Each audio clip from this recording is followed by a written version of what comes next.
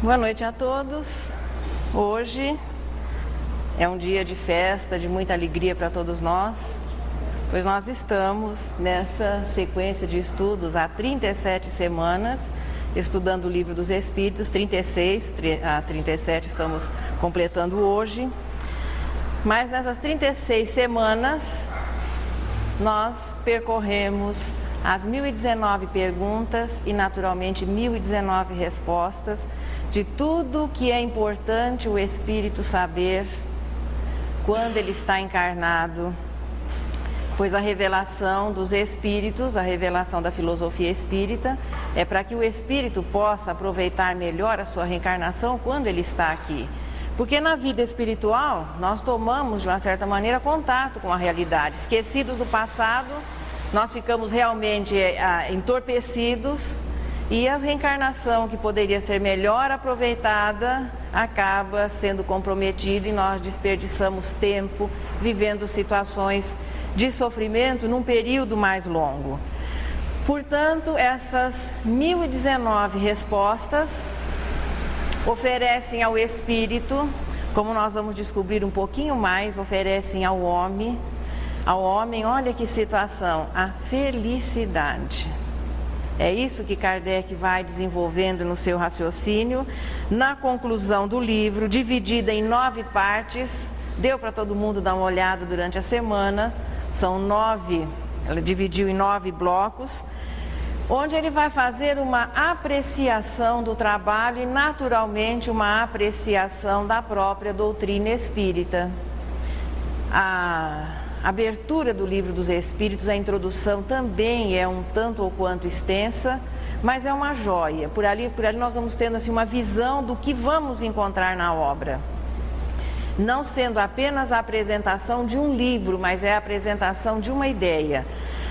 A conclusão é a avaliação de Kardec da influência que o conhecimento do Espiritismo vai exercer na vida da pessoa, favorecendo o quê? Que ele viva melhor no sentido de um melhor aproveitamento da vida e que o materialismo vai sendo deixado de lado, porque é a visão materialista da vida que compromete a existência das pessoas. Começando os comentários, Kardec vai dizendo que os fenômenos despertaram a atenção da humanidade, tanto a época que antecedeu a codificação, onde houve uma intensificação desses fenômenos que já faziam parte das tradições de todos os povos, que continuaram a ocorrer depois, só que depois da doutrina espírita não existe mais motivo para considerarmos os fenômenos espíritas como maravilhosos ou frutos do sobrenatural. Nessa avaliação, nessa sequência, no desenvolvimento da ideia que é a conclusão, Kardec, portanto, começa apresentando essa ideia que às vezes, ainda hoje, nós encontramos pessoas que imaginam que mediunidade é espiritismo e que espiritismo é mediunidade. Veja, a doutrina espírita explica o que é a mediunidade e prepara o médium para exercê-la melhor. Mas a filosofia espírita nos traz as informações do que é a vida. Portanto, o realce ao fenômeno vai existir, mas ele não é a parte mais importante da codificação. Falsíssima ideia, então é textual do trabalho de Kardec, falsíssima ideia formaria do espiritismo quem julgasse que a sua força vem da prática das manifestações materiais e que, isolado destas, sua base estaria comprometida. Mesmo que não existissem, a partir da codificação, a continuidade das manifestações, o conteúdo do Livro dos Espíritos já é suficiente para o indivíduo ter as suas dificuldades compreendidas a partir do momento que ele encontra respostas sobre o que é a vida. A força da doutrina, continua Kardec, está na sua filosofia, no apelo que dirige à razão e ao bom senso. Na antiguidade, veja que a ideia espírita, ela não surgiu apenas em 1857. 1857 marca o momento em que tudo aquilo se corporificou. Organizou-se o trabalho de uma maneira didática, através do que é inicialmente perguntas e respostas, facilitando a compreensão das pessoas. Estes princípios já fazem parte das tradições da humanidade terrestre, agora sem nos preocuparmos com tempo, com datas. Já faziam parte do conhecimento do povo ária. Então nós vamos encontrar os princípios expostos pela doutrina espírita já fazendo parte do conhecimento desse povo antigo que, de uma certa maneira, daria origem à linhagem nobre do pensamento, principalmente aqui do mundo ocidental. Não se desconhecia a reencarnação na Índia, não se desconhecia a reencarnação no Egito. Entre os próprios judeus ela era apresentada como ressurreição.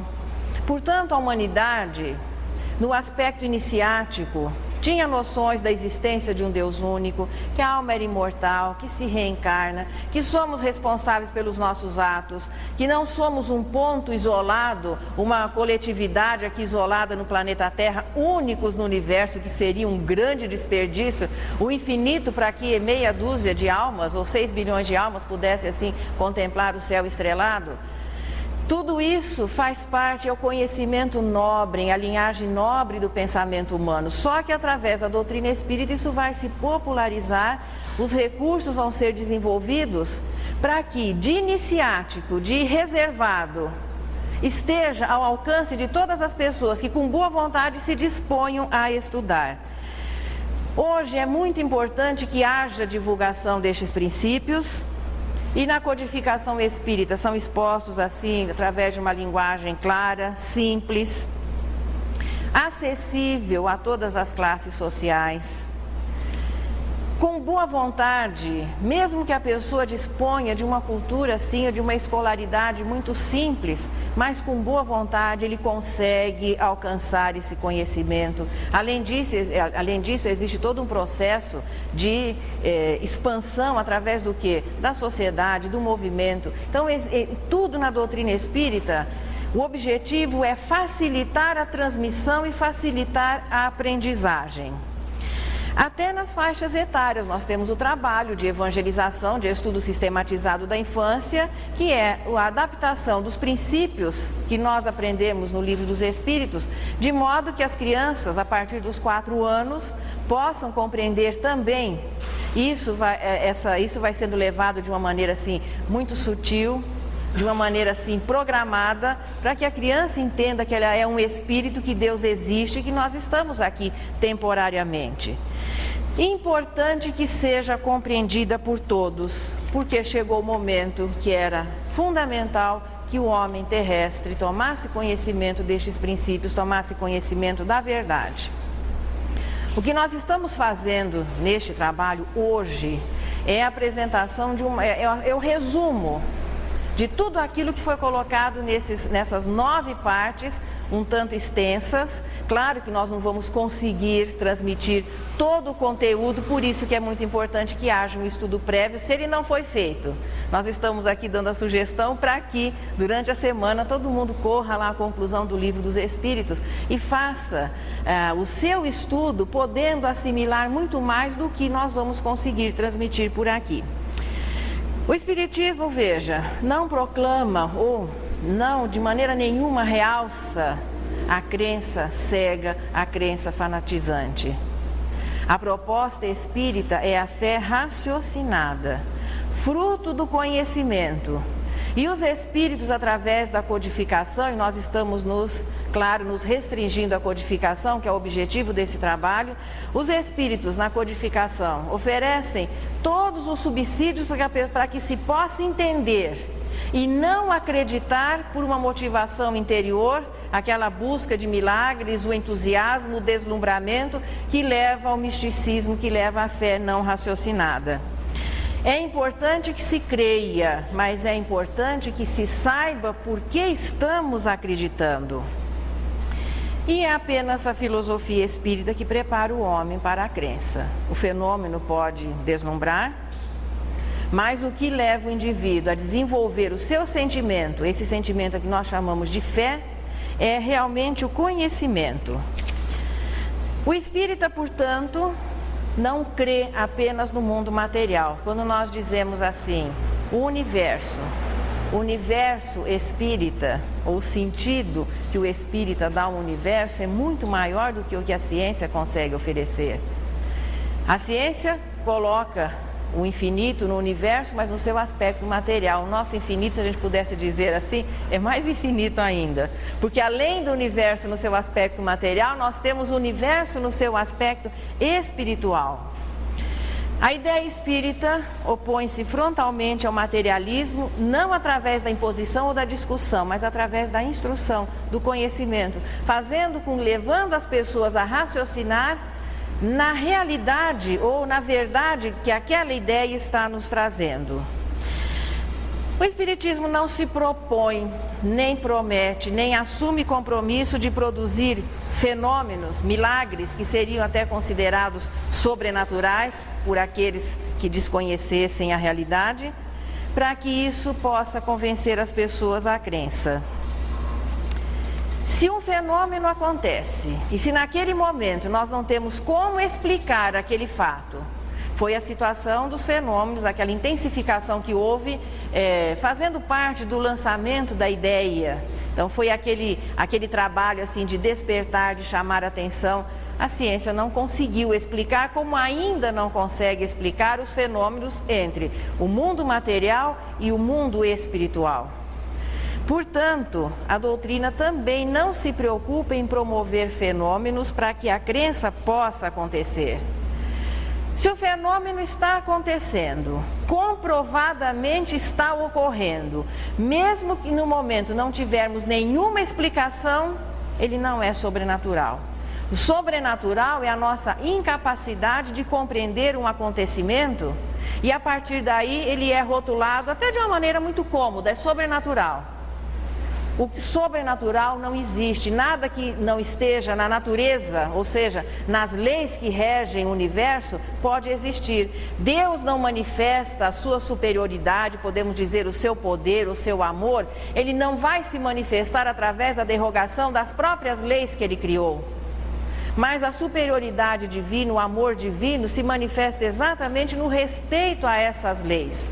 Porque é através dessas leis que refletem o seu pensamento e que se transformam em forças que vão atuar na matéria, que vão atuar sobre os espíritos, que isso é o pensamento divino que se manifesta para o homem.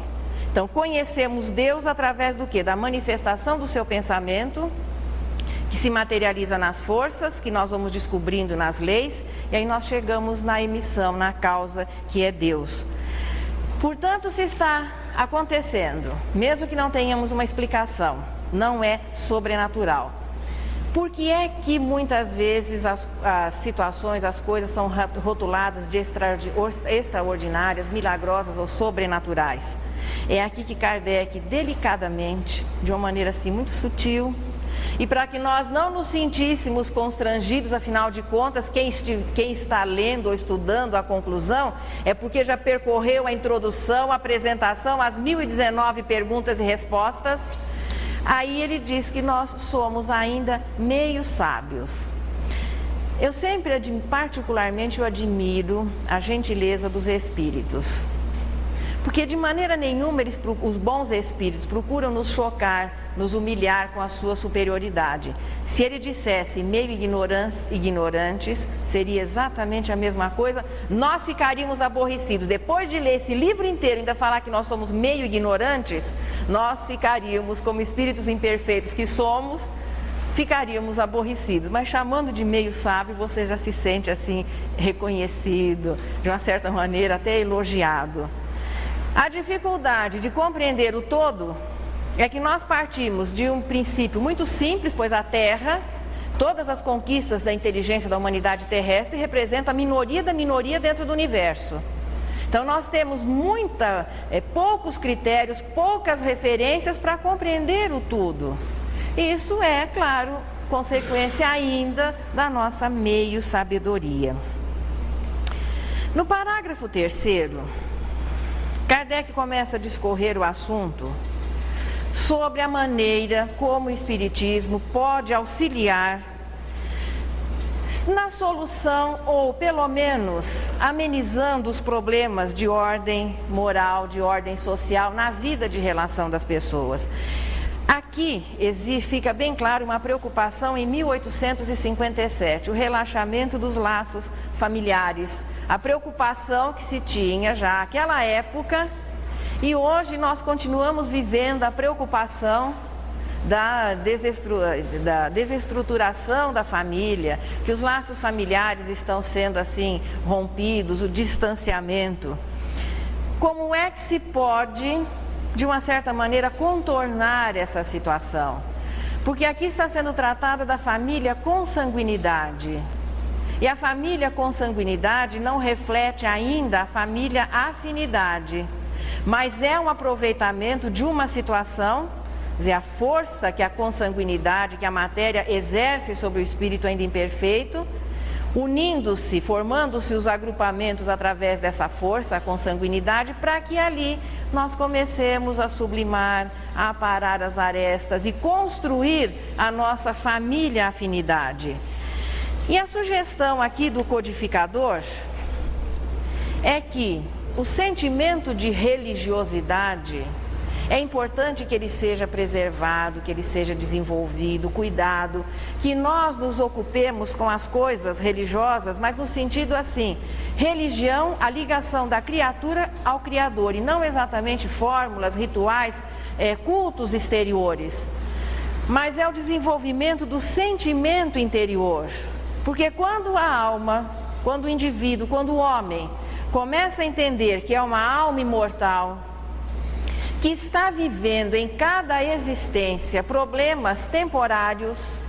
Então nós temos uma família temporária em determinada existência, os problemas que nos envolvem também são relativos àquela existência, tudo isso decorrente do quê?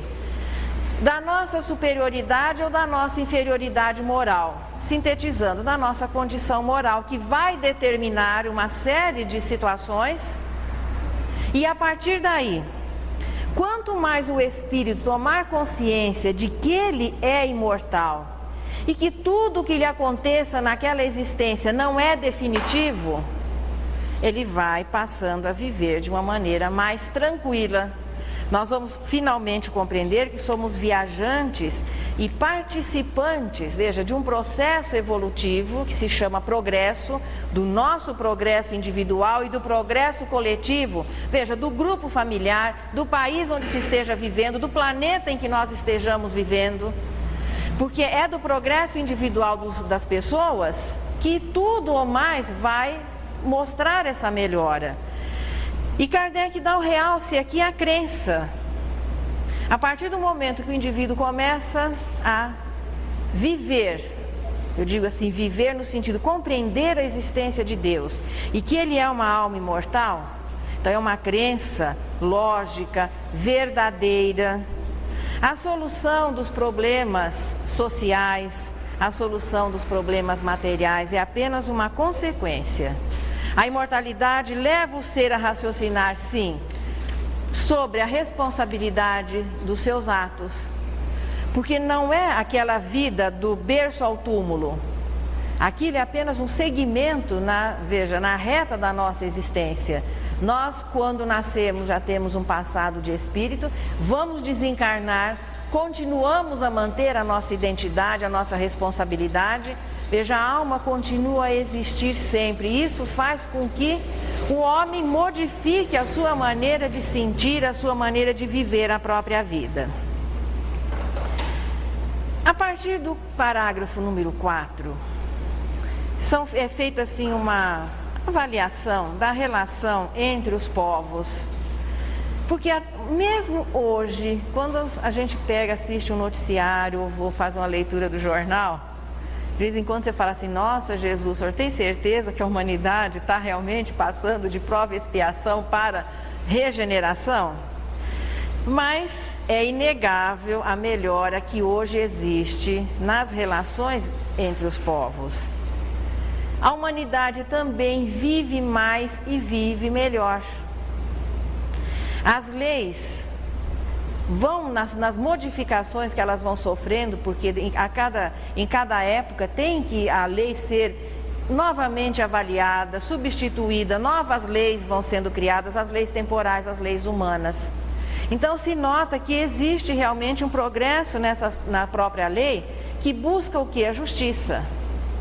A lei humana busca ajustar-se à lei divina. Um dia serão as mesmas. A lei divina terá validade também para a alma quando vivendo os seus compromissos ainda ligados à matéria. Aquele que sabe o que é que está fazendo por aqui, ele sabe que o seu presente, veja, é melhor que o passado. É inegável o progresso que houve, mesmo que as notícias muitas vezes nos tragam informações de acontecimentos trágicos, dolorosos, até brutais. Mas no sentido geral, o progresso material, esse é inegável. E o progresso moral também é inegável. O presente nosso é melhor do que foi o nosso passado. Aquela preocupação de saber o que é que nós fomos, nós podemos ter tido até posições de um maior destaque, de maiores facilidades, mas ninguém foi melhor no passado do que está sendo hoje. O espírito pode deter um pouco a marcha do seu progresso, progredir um pouco mais lentamente, mas não existe retrocesso. Portanto, até o momento, essa existência é a nossa melhor existência. A futura será muito melhor do que essa, mesmo no aspecto material. Não é necessário que se vá com tanta sede ao pote das coisas de ordem material, porque na próxima existência nós teremos maiores facilidades. Em 50, 60 anos, quanto se modificou o panorama material do mundo? Quando nós retornarmos, possivelmente daqui a uns 100, os que têm mais de 20, né? Daqui possivelmente a uns 100 anos, quem sabe, o mundo vai já estar muito melhor do que é hoje. Então não há necessidade de o espírito tornar-se prisioneiro das coisas de ordem material, porque nós vamos continuar reencarnando ainda por muito tempo, tendo um corpo 0 quilômetro a cada reencarnação. Vamos viver coisas que quem viveu há 200 anos atrás não conseguiria imaginar a realidade que se vive hoje em termos de comunicação, dizer, tudo muito rápido. E de repente isso talvez esteja nos trazendo uma informação incorreta. Divulga-se muito mais o que é errado, divulga-se muito mais o trágico, o doloroso, do que exatamente a grande maioria que cumpre o seu dever, que frequenta a escola, que trabalha, que é honesta. Só que isso, e nós somos os responsáveis. Portanto, o progresso é inegável. Este é o nosso melhor momento até agora, melhor que esse só o futuro. E o progresso é uma situação natural. Vai chegar o momento que a humanidade terrestre desvinculou-se definitivamente do primitivismo, da barbárie, e vai viver o quê? Uma humanidade regenerada. Mais adiante, uma humanidade feliz, até que se atinja a pureza de espírito. É isso que a doutrina espírita nos oferece, essa visão de um todo, e não aquela visão parcial restrita do berço ao túmulo, que acaba tornando, sob essa ótica, a vida seria ilógica. De que adianta ser bom, de que adianta perder alguma coisa, de que adianta oferecer o melhor aos outros se não existe um objetivo maior? Portanto, à medida que o progresso vai ocorrendo e que nós vamos vivendo, tudo será melhor. E o homem vai finalmente descobrir que a determinante de toda e qualquer melhora é o seu progresso moral, o seu progresso individual. Essa descoberta, aí ele passa para o capítulo número 5, essa descoberta é resultado de uma sequência normal que identifica a reação que as pessoas têm ao contato com a filosofia espírita. A primeira fase é a da curiosidade que o fenômeno desperta. Então, muitas pessoas são atraídas e, queira ou não, aquele realce, nós ainda trazemos aquela carga de maravilhoso, de sobrenatural, de mundo espiritual. Então, o fenômeno, em muitas situações, ele passa a ter, assim, uma projeção muito grande. Então, a primeira fase, para muitas pessoas, é a atração por este lado, vamos dizer, místico, considerado até então sobrenatural. Depois, a pessoa vai partir, claro, para a filosofia e o raciocínio. A terceira fase é a aplicação e as suas consequências. É exatamente por isso que aqui está sendo analisado o sentimento do indivíduo para com a doutrina. Mas o que é que o Espiritismo vai oferecer à pessoa que vem em busca do fenômeno? Ela vai oferecer os recursos para que ele passe depressinha para a segunda fase, que é o conhecimento. Então não importa a maneira pela qual as pessoas chegam, muitas vêm através do quê? Desse ar de mistério que ainda o fenômeno espírita possa exercer. Só que o Espiritismo vai oferecer para ele o conhecimento. Vencidas as duas fases anteriores, é a vivência. O primeiro período, a primeira fase identifica a curiosidade, a segunda identifica a maturidade. A terceira, que é correspondente ao aspecto religioso, é quando o homem passa a viver aquilo que ele está aprendendo, porque uma nova, vamos dizer assim, camada na sua consciência vai se formando. Ele vai tendo noção de que Deus existe, que Ele é imortal, que tem uma responsabilidade diante dos seus atos. Não é mais um raciocínio restrito do berço ao túmulo, mas é um raciocínio, digamos assim, universalista, baseado na imortalidade do espírito. A consequência é começarmos o esforço de viver este conhecimento no momento em que nós estamos por aqui. Então é a aplicação do conhecimento que vai sendo adquirido. E aqui Kardec faz uma afirmação importante. Enquanto a sua influência não atinge as massas, ela vai felicitando aqueles que já o compreendem. Eu acho essa afirmação assim, eu sinto nessa afirmação, melhor dizendo, não é questão de achar, é de sentir, um carinho muito grande,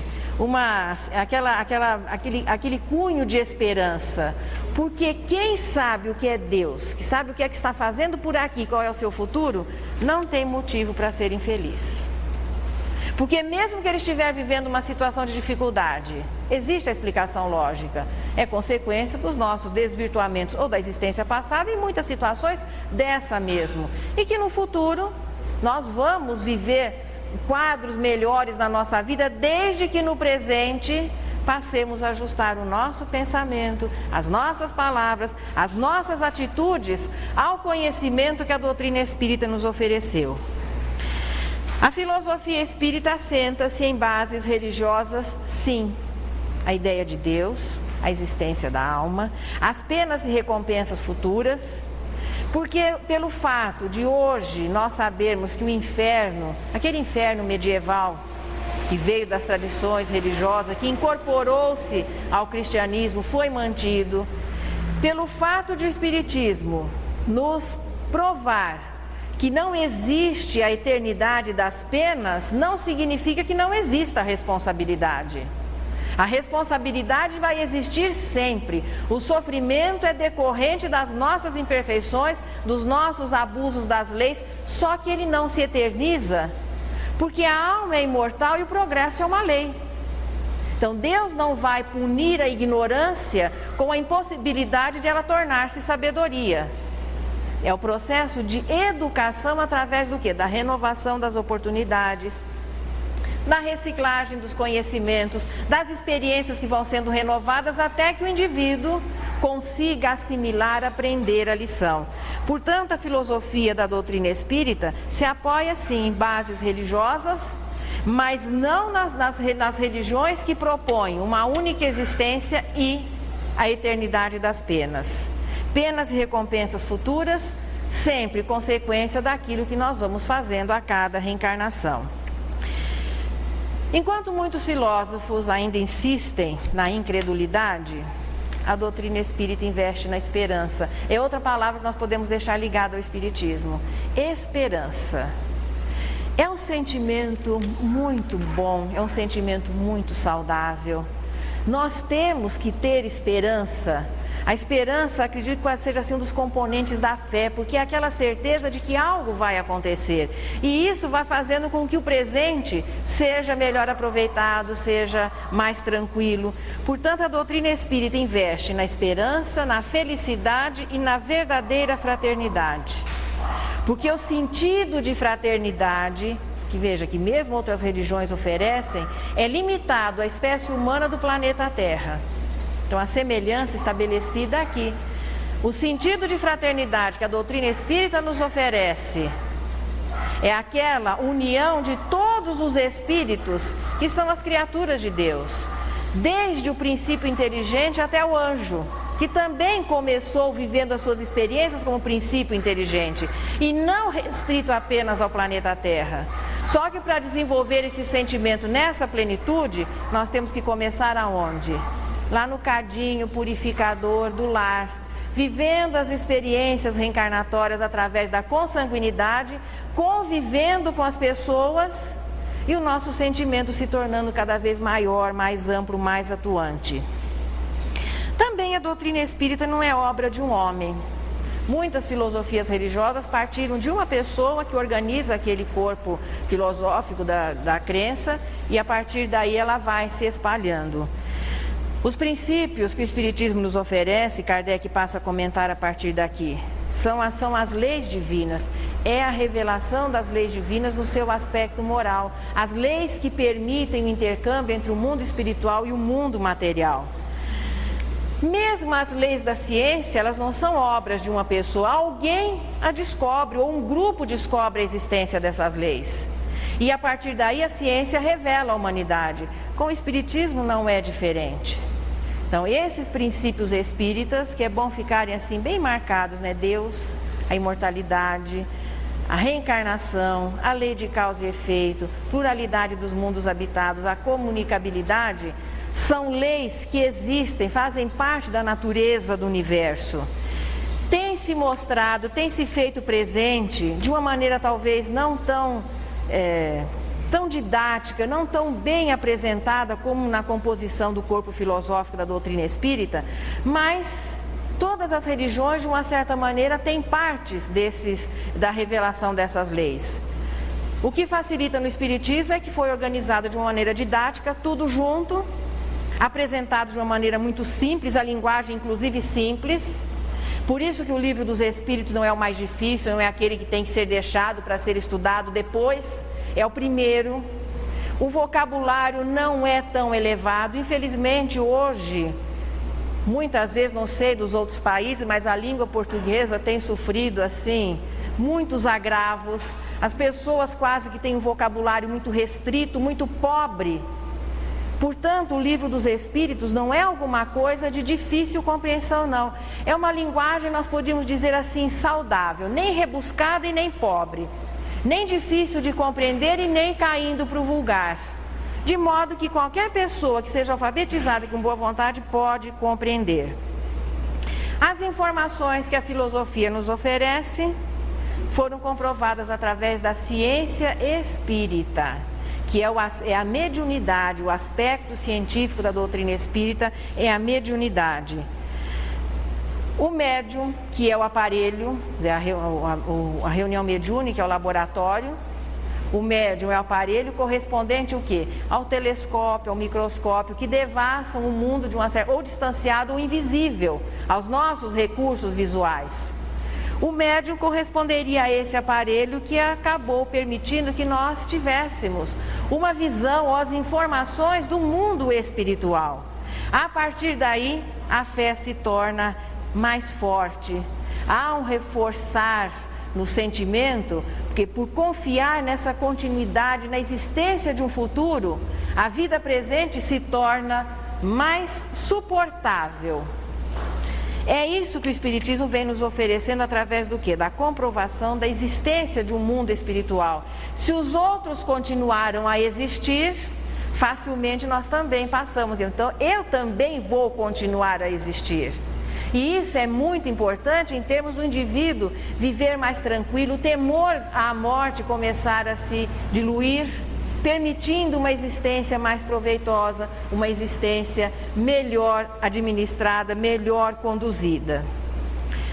Quem tem essa tranquilidade acaba vivendo em paz.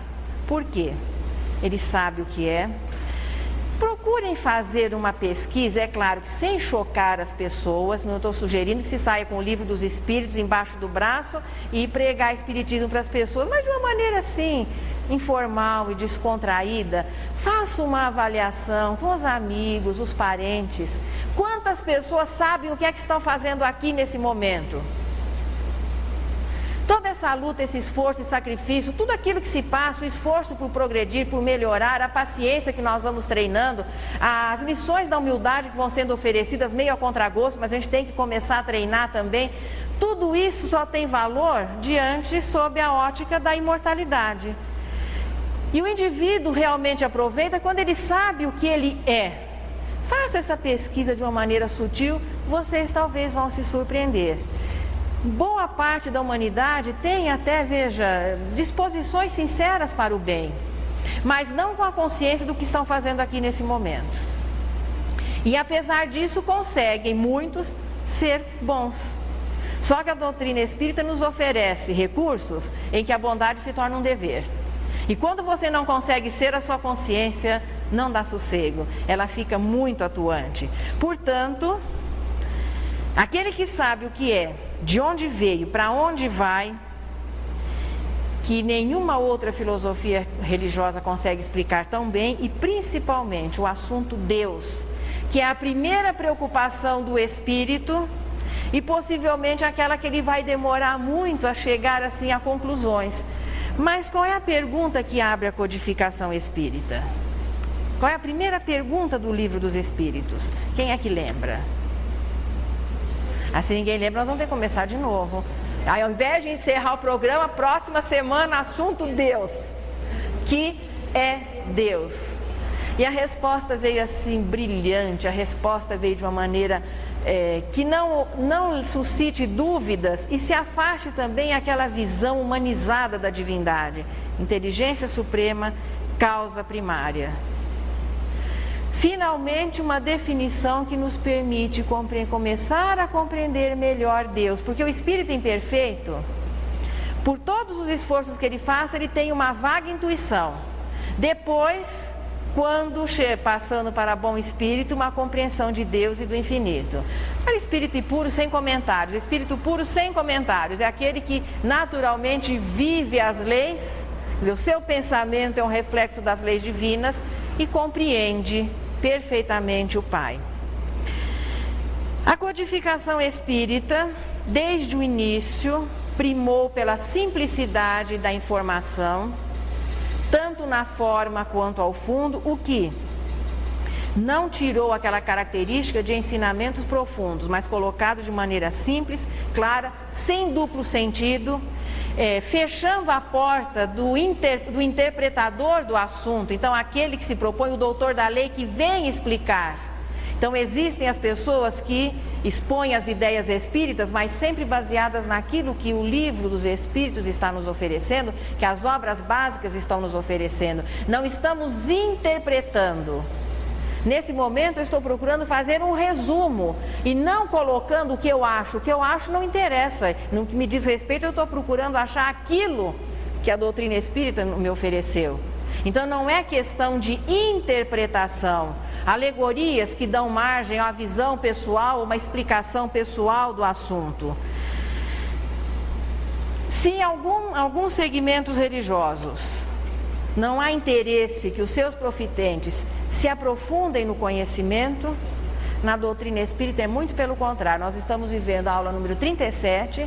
Eu acredito que há 37 semanas, só nessa sequência, foi dito em todas as vezes da necessidade de cada um de nós manter o seu estudo individual e procurar na fonte.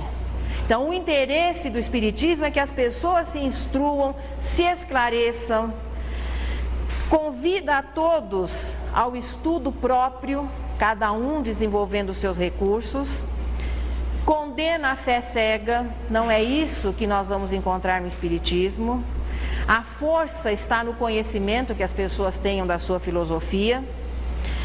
Se apoia nas manifestações do mundo espiritual? Sim, mas prepara o médium para que possa ser um melhor intérprete e prepara as pessoas para que possam compreender melhor.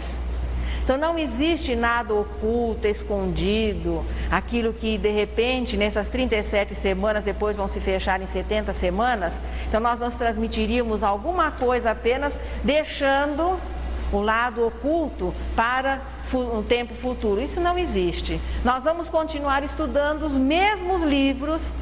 Aí sim, à medida que nós vamos nos tornando mais experientes, vamos descobrindo muitas vezes ideias que não percebemos, não havíamos percebido na primeira vez.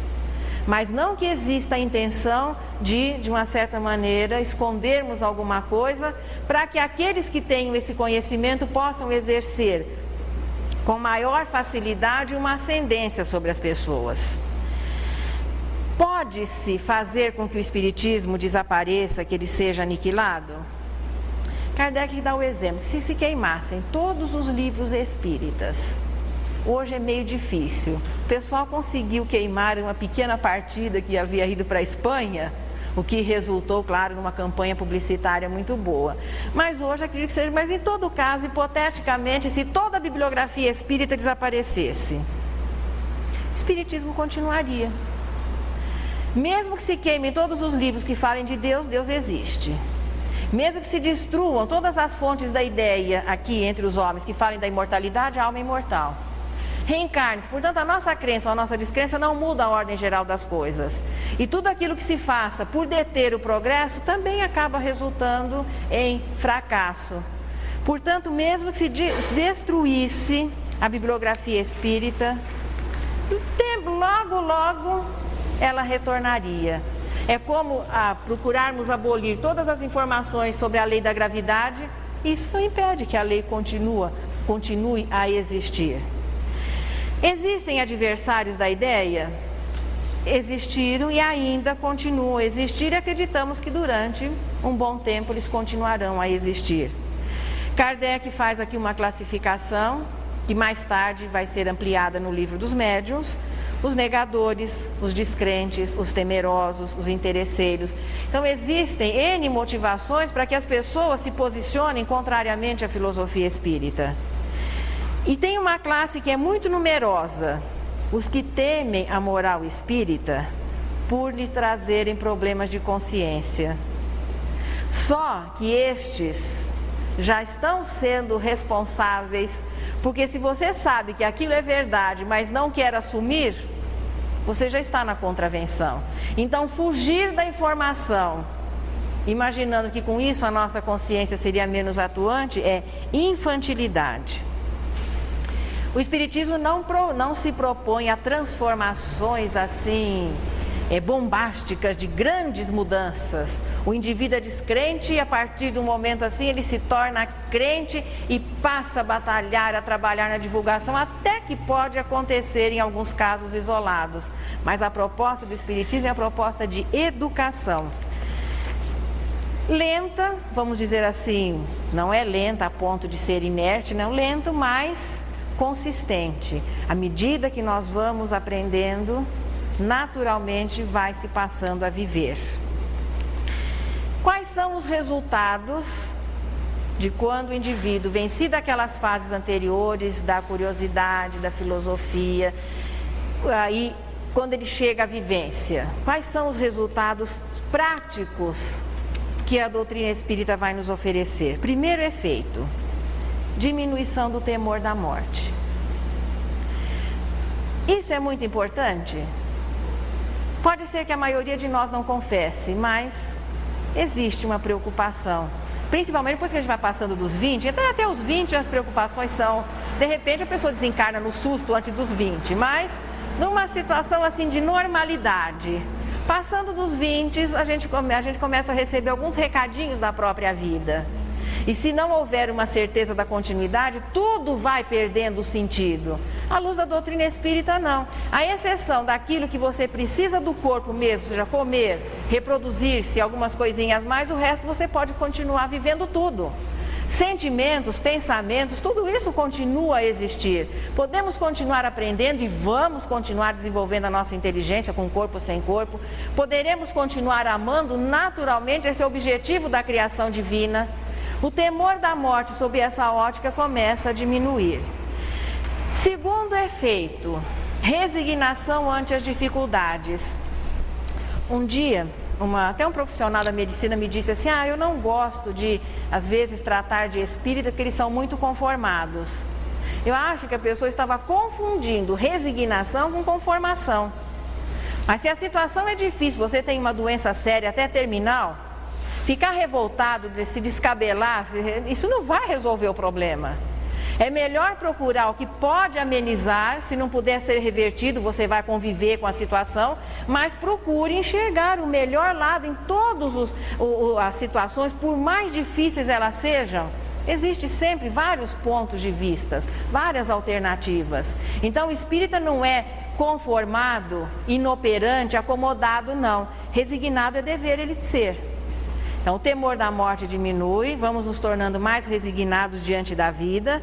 O terceiro efeito, muito importante na vida de relação, a indulgência que começa a ser trabalhada, começa a ser desenvolvida, que vai estabelecendo uma convivência mais saudável. Nós temos que conviver com as pessoas.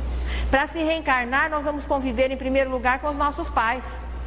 Mesmo que depois eles não possam nos ter com eles, mas nós passamos um período junto, muitas famílias se organizam através dos pais. Se o nosso pai não pôde nos ter com ele, alguém cuidou de nós, não importa, nós vamos conviver em família e sociedade sempre. Então é muito importante que a indulgência comece a suavizar, a amenizar as dificuldades da convivência. Porque isso faz com que as pessoas vão se tornando mais felizes, a vida começa a se tornar mais feliz. Porque se nós assumimos um comportamento de cobrador inveterado, empedernido, além de infelicitar os outros, nós também naturalmente estaremos sendo infelizes. Ninguém consegue levar felicidade se já não vive o que é a felicidade. Mas também nós não conseguimos nos infelicitar os outros se não fazemos isso em primeiro lugar para nós. Portanto, a indulgência é um componente muito importante na convivência, na vida de relação, porque já confere aquela felicidade relativa que se pode ter mesmo em um plano de expiação e provas. O parágrafo 8º nos fala de Jesus. As pessoas às vezes ou acusam ou cobram da doutrina espírita alguma coisa diferente. Bom, mas se o espiritismo é muito semelhante ao cristianismo, podemos dizer que os princípios são os mesmos. Para que é que o espiritismo teve então que surgir? Não poderia o cristianismo apenas continuar cumprindo o seu papel? O espiritismo, portanto, é o reviver dos princípios cristãos, que por uma série de circunstâncias acabaram sendo comprometidos, não a ideia, mas na transmissão dessa ideia, na organização do culto, os princípios cristãos acabaram sendo comprometidos pelos homens, embora tenham se mantido inalteráveis, porque, claro, são a revelação das leis divinas.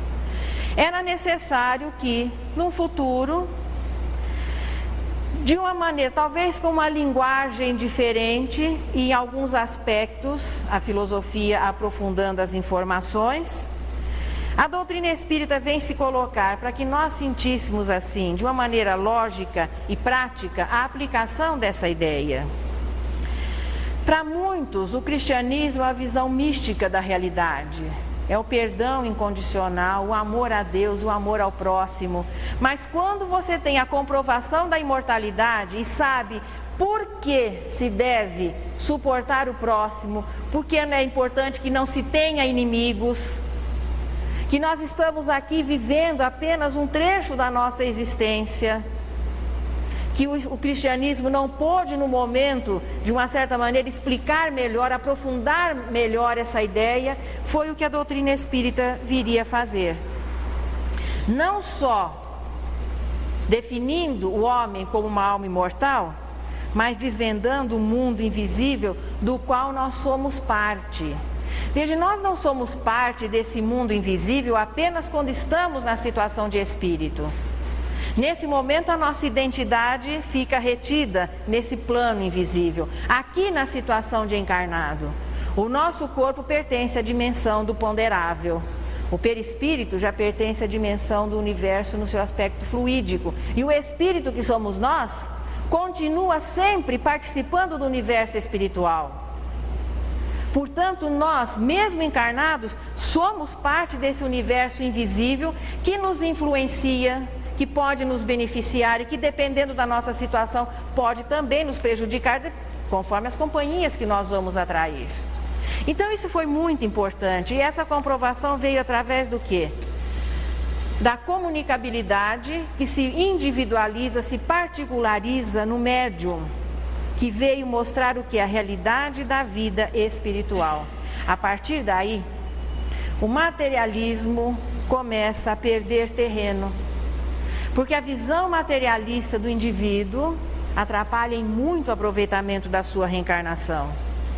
Ele perde a oportunidade de valorizar aquele presente que está vivendo.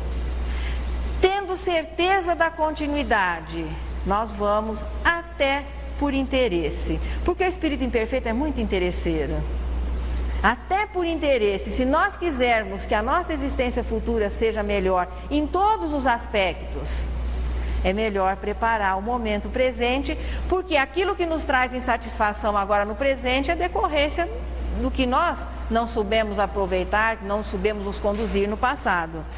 Até interesseiramente é importante viver bem este momento para planejar um futuro melhor. Isso é frontalmente contra a ideia materialista que a vida é uma só, o que leva à consequência o indivíduo querer aproveitar o máximo que ele puder, não se preocupando com os outros, comprometendo-se o quê?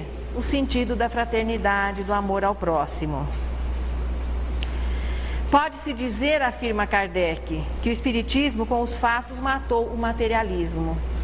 Então, não se justificando mais hoje ideias materialistas, já que existe uma filosofia, existe uma ciência que nos prova que a vida continua, que nós somos imortais e que mesmo quando estamos aqui encarnados, continuamos a ser um componente, uma criatura do mundo espiritual.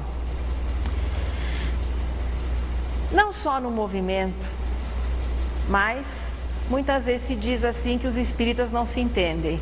Nós somos meio difíceis de conviver dentro da própria casa espírita, dentro do próprio movimento, e o pessoal de fora não perde a oportunidade. Mas não são só os espíritas que não se entendem, não. Se todos os religiosos se entendessem, não existiriam tantas seitas. As religiões não teriam se fracionado em tantas seitas, cada um se apresentando como dono da verdade. Pelo menos oficialmente a doutrina espírita ainda não se esfacelou e acredito que não vai se dividir em seitas. As nossas divergências, é importante, veja, é isso que Kardec procura, porque isso aqui diz respeito bem ao espírita, que já começa a participar, veja, do trabalho espírita, na casa espírita, no movimento, que às vezes a gente chega com aquele idealismo, que tudo é lindo, divino, maravilhoso, depois nós vamos nos descobrindo gente, e descobrindo que os companheiros também são gente. Aí é a hora de usar a indulgência para se conviver, que nós somos ainda imperfeitos. Então tudo isso faz parte de uma realidade. E as contradições, embora exista uma diversidade muito grande na prática espírita, por causa do quê? Do desconhecimento, embora não se justifique o desconhecimento, e das nossas imperfeições, ainda aquele orgulho muito atuante, de ao invés de serenar a nossa voz, para que realmente Jesus e os Espíritos possam falar através de nós queremos realmente colocar o nosso pensamento, aquilo que nós pensamos, o que nós achamos. Com tudo isso, as divergências são mais aparentes, mais na forma do que no fundo. Com todas as dificuldades de relação que exista dentro do centro espírita, com toda a diversidade até na prática que vamos encontrar nas casas espíritas, com toda a dificuldade de relação, de convivência, de trabalho que exista no movimento espírita, todo espírita acredita em Deus, de maneira nenhuma é contra a ideia da imortalidade. Todos nós fechamos um acordo de que reencarnamos, que somos responsáveis pelos nossos atos e que não estamos isolados em nenhum ponto do universo e que os espíritos podem se comunicar. Veja que as divergências são muito menores do que a amarração que existe nesses princípios em que todos os espíritas, todos os centros espíritas e o movimento está de acordo. Onde não vai existir a mínima possibilidade também de divergência? É na prática do bem, porque isso é regrinha para todo espírita que se preze. Então não existe divergência na aplicação desse conhecimento. Não existem duas medidas na hora de ser bom. O bem é o amor e é o cumprimento das leis morais. E não pode haver espírita sincero, consciente, que essa consciência se forma a partir do esclarecimento da informação, depois passa a marcar um estilo de vida que possa, veja, é um critério simples de avaliação, que possa desejar o mal do próximo. Quando nós estivermos, de alguma maneira, desejando o mal para alguém, e nós podemos até aprofundar um pouquinho, deixar de desejar o bem para o próximo já significa que nós não estamos cumprindo o nosso dever. É primário não desejar o mal. O espírito é aquele que tem o dever de desejar o bem para o próximo. Fazendo o fechamento do nosso trabalho de hoje, é um trechinho, o último trechinho do Livro dos Espíritos, que é uma mensagem de Santo Agostinho. O Espiritismo não vai, claro, a divulgação espírita, de maneira nenhuma, em situação nenhuma, é através da imposição. Não existe essa palavra no dicionário do espírita. É sempre através do quê? Da instrução, que vai se utilizar, e é dever nos utilizarmos de todos os recursos para a divulgação da ideia. Então é a instrução, a filosofia espírita sendo levada de todas as maneiras que seja possível, para que possa sensibilizar as pessoas no momento certo. E nunca houve e nem haverá entre os princípios espíritas a ideia de impormos a nossa crença, mas de instruirmos, de divulgarmos e principalmente, vem a outra situação muito importante, o respaldo moral que a palavra deva ter, que é a vivência daquilo que nós estamos aprendendo. Santo Agostinho diz o seguinte: por bem largo tempo, os homens se têm estraçalhado e anatematizado mutuamente em nome de um Deus de paz e misericórdia, ofendendo-o com semelhante sacrilégio. O Espiritismo é o laço que um dia os unirá, porque eles mostrarão onde está a verdade, onde o erro. Durante muito tempo, porém, ainda haverá escribas e fariseus que o negarão como negaram o Cristo. Quereis saber sobre a influência de que espíritos estão as diversas seitas que entre si fizeram partilha do mundo? Julgai-o pelas suas obras e pelos seus princípios. Jamais os bons espíritos foram os instigadores do mal. Jamais aconselharam ou legitimaram o assassínio e a violência. Jamais estimularam os ódios dos partidos, nem a sede das riquezas e das honras, nem a avidez dos bens da terra. Os que são bons, humanitários e benevolentes para com todos, esses, os seus prediletos e prediletos de Jesus, porque seguem a estrada que este lhes indicou para chegarem até ele. Tudo que a doutrina espírita vem nos oferecer é para fortalecer aquele nosso sentimento interior que nos leva a Deus e nos leva ao próximo. É o amor a Deus sobre todas as coisas e o próximo como a nós mesmos. É isso que nós vamos descobrir depois que percorremos as 1019 perguntas e respostas do Livro dos Espíritos. E agora todo mundo prontinho para começar, se quiserem, particularmente o estudo do Livro dos Médiuns e na sequência do nosso programa aqui, o estudo do Evangelho. Canção da Fé. Se a tua fé não vê ou ainda não viu a presença da lágrima ou do espinho, para vencer nos lances do caminho os perigos da marcha e as surpresas da treva, se a tua fé não ouve ou ainda não ouviu, entre as flores que leva, desde o berço da crença até agora, o insulto em que a maldade se avigora, a fim de que lhe dês, outra vez e outra vez, o apoio da paciência e a lição da bondade.